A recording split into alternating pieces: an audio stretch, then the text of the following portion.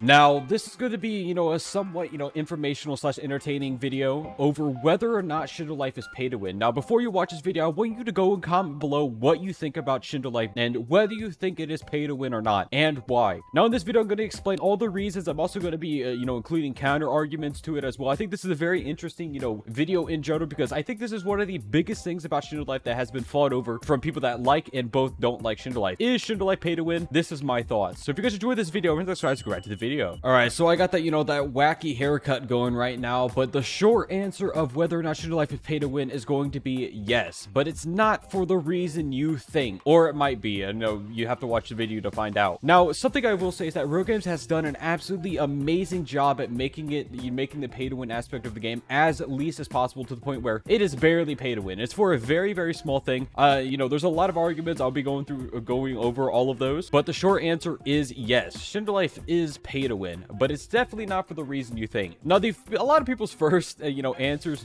into whether Shindo Life pay to win is like, oh yeah, Bloodline bag. While this was like a pretty big thing for a while, I definitely think Bloodline bag was never needed, but it definitely was a lot more needed before. Now, since they made limited Bloodlines actually, equipable, and they actually made it so you could spin them now, they actually made it so you could spin, these Bloodlines. You could equip them without Bloodline bag. Now, this is actually very, very, very important because before you weren't able to equip KGs. Now, unfortunately, a lot of the limited KGs tend to get nerfed as well with the normal KGs, and with the limited KGs, those are the ones a lot of free-to players are stuck with. This is actually why the game's player count decreases by so much when those get nerfed, because that's all they have. That's kind of just the general point of free-to-play players. But the Bloodline back has been one of the biggest things that people have said for Shindo Life being pay to win. I just think that's wrong in my opinion. Obviously I didn't always have the Bloodline bag in Shindo Life. I was never, wasn't always a YouTuber over this game, so I didn't really have the money to do that. And I will say this, it definitely makes the game significantly more fun than if you didn't have it, but it definitely doesn't make it pay to win, especially now with the limited KGs being equipable without a Bloodline bag entirely. It kind of made the Bloodline bag actually less useful. I even think the price of Bloodline bag should definitely go down by quite a bit. Right now it's like almost 1,000 Robux. Should probably go down just because it's not as useful as it used to be. And also I definitely think that the Bloodline bag should be more accessible to people in general, just because it's just kind of a feature in the game. I definitely get why it's a game pass, but it should be a little more accessible, which is why I'm very, very glad that they actually added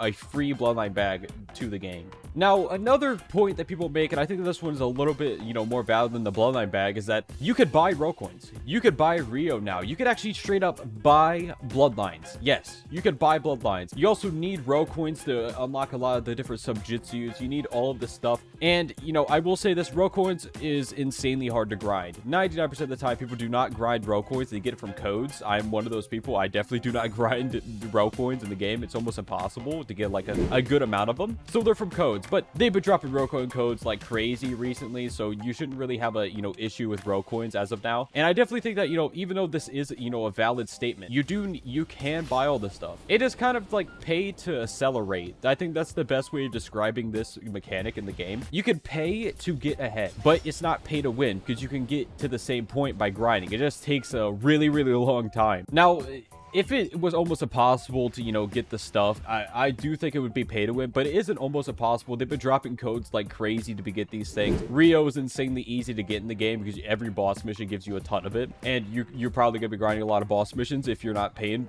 for this stuff, So I definitely think probably the only thing that could be considered somewhat pay to win is definitely going to be the subjitsus and the rework modes where you have to pay Ro coins to get them, because, obviously the Ro coins, most of the time people are going to spend it on Bloodlines, and some of the times a lot of these new reworked things are very, very good, and the fact you have to pay Ro coins for them, honestly, I don't really like that, but it definitely makes sense in a way. So I'm very glad they've been dropping Ro coin codes for you guys. You can also pay to rank up, by the way. You can actually buy Ro coins and then use those Ro coins to rank up. Honestly, I think this is a really good thing because it was an absolute nightmare to grind low level, and the fact they're dropping so many Ro coins, maybe some people ranked up with it, maybe some not. It's really expensive, so I don't know how many times you're going to be ranking up with this mechanic. There's also some other pay to win aspects to the game. I mean, like Dawn, you can't go into Dawn without the game pass. And while this was a thing for a second, there's not really anything good in Dawn, and all the good things in Dawn were actually moved to other maps, so you can actually still get those. I do think it would be pay to win if it wasn't for that. That game pass would be significantly pay to win if it wasn't for that. But I think ever since they, moved the best things to other maps, it definitely isn't as pay to win as it used to be. But yeah, like I said, Games has done an insanely good job at hiding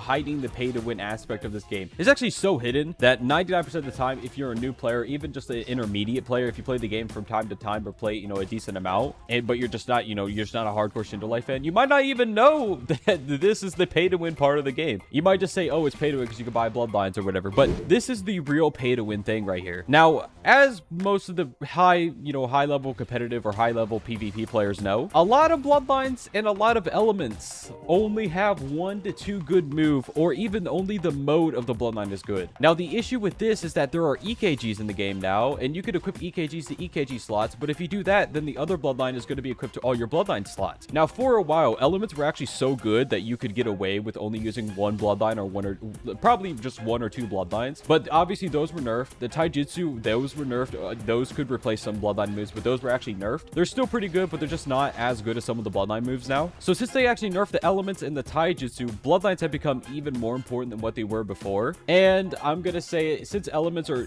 pretty good now, element slot 3 and 4 and bloodline slot 3 and 4 is pay to win. Now, like I said, a lot of the higher level players of the game probably already know this, but a lot of the beginners or a lot of the intermediate players probably don't know this. These are insanely important for PvP. Like, it is unbelievably important to be able to equip 3 or even 4 bloodlines. I will say this, you could definitely get away with only having bloodline slot 3 and none of the other slots, but the best possible way to get the best thing that you can, I would say 2 element slots is fine. 3 and 4 if you want to go hardcore in the elements. There's not really any reason to get 4 element slots because they've actually been nerfed. But if you want to get it, it definitely will help with your versatility. But bloodline slot 3 and bloodline slot 4 are insanely important. I would say bloodline slot 3 is more important than bloodline slot 4, but they're both insanely important for PvP. In PvP, this allows you to have a lot more better moves in your kit, and since bloodlines only have 1 or 2 good moves, or even if the mode is only good, you could actually use these extra slots to equip only those moves into your kit, and it does allow you to actually perform a lot better in PvP. It's insanely important. You could still win with only 2 bloodline slots, but fighting someone of equal skill level that has 4 bloodline slots, you almost will always lose just because they are able to equip better moves than you. Now, of course, when there's a really broken bloodline in the game, you could generally get away with only 2 bloodlines because you're going to be using every move from a bloodline if it's insanely broken. But generally, after